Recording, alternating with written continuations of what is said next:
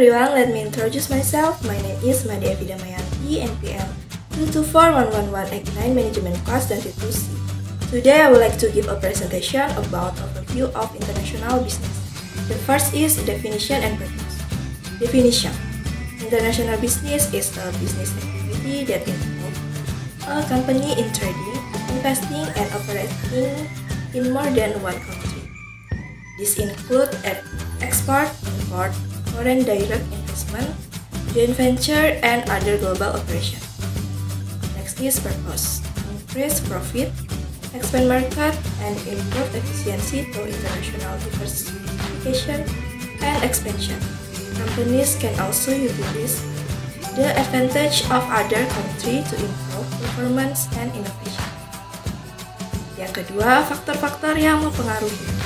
Yang pertama ada ekonomi. Perbedaan tingkat inflasi, suku bunga, dan kebijakan moneter antar negara dapat mempengaruhi keputusan bisnis. Misalnya, perusahaan yang beroperasi di negara dengan inflasi tinggi mungkin harus menyesuaikan harga produknya untuk tetap kompetitif.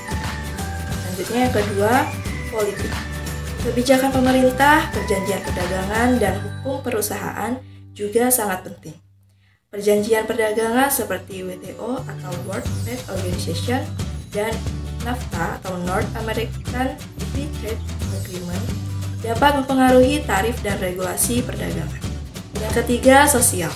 Perbedaan budaya, hukum, dan norma sosial dapat mempengaruhi cara perusahaan beroperasi di negara lain. Misalnya, perusahaan yang beroperasi di negara dengan hukum yang lebih ketat harus mematuhi aturan tersebut. Selanjutnya yang keempat, teknologi. Kemajuan teknologi, informasi, dan komunikasi memungkinkan perusahaan untuk beroperasi secara global dengan lebih mudah. Teknologi ini juga memungkinkan perusahaan untuk mengakses sumber daya global dan meningkatkan efisiensi operasional. 3. Jenis-jenis international business. Pertama ada ekspor. Penjualan produk ke luar negeri ekspor dapat dilakukan melalui berbagai metode, termasuk penjualan langsung ke konsumen atau melalui distributor. Kedua, impor. Pembelian produk dari luar negeri. Impor dapat dilakukan untuk memenuhi kebutuhan bahan baku atau produk jadi yang tidak dapat diproduksi sendiri. Ketiga, investasi, yaitu pengalihan sumber daya ke luar negeri untuk mendapatkan keuntungan. Investasi dapat berupa FDI, joint venture, atau investasi portofolio. Yang keempat, joint venture, kerjasama antara perusahaan lokal dan asing untuk membangun bisnis bersama. Joint venture dapat membantu perusahaan memasuki pasar baru dengan lebih mudah dan memanfaatkan kelebihan masing-masing pihak. Keempat, ada manfaat dan tantangan. Yang pertama, manfaat.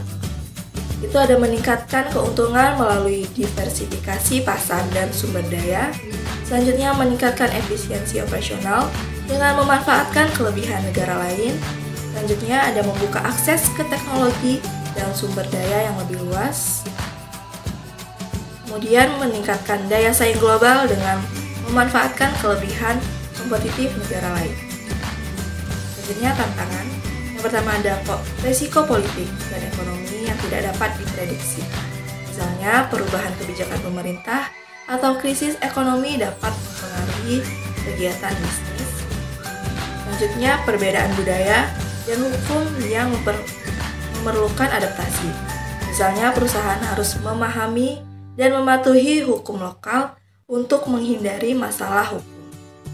Selanjutnya, biaya operasional yang lebih tinggi karena perbedaan biaya hidup dan infrastruktur. Misalnya, biaya tenaga kerja di negara lain mungkin lebih tinggi daripada di negara asal.